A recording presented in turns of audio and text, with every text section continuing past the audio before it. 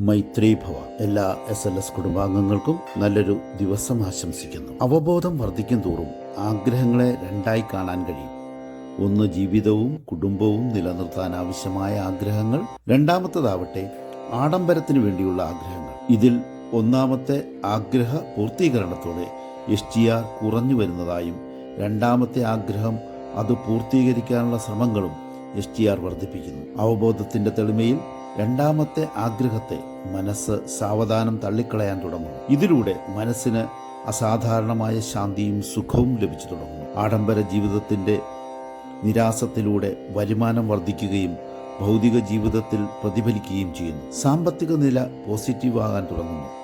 കടങ്ങളിൽ നിന്നും മനസ്സ് മനഃപൂർവ്വം വിട്ടുനിൽക്കാൻ ശ്രമിക്കുന്നു. എന്നാൽ ആദ്യ എതിർപ്പ് വരുന്നത് ഭാര്യയിൽ നിന്നോ ഭർത്താവിൽ നിന്നോ മക്കളിൽ നിന്നോ ആയിരിക്കും. കാരണം സമൂഹ മനസ്സ് എല്ലായ്പ്പോഴും ആഡംബര ജീവിതത്തിന്റെ പിന്നാലെയാണ്, അജ്ഞതയിലാണ്. എല്ലാ SLS കുടുംബാംഗങ്ങൾക്കും സ്നേഹത്തിന്റെ, സന്തോഷത്തിന്റെ, സമാധാനത്തിന്റെ, നല്ല ബന്ധങ്ങളുടെ, നല്ല ശീലങ്ങളുടെ മൈത്രി നേരുന്നു. മൈത്രി ഭവ.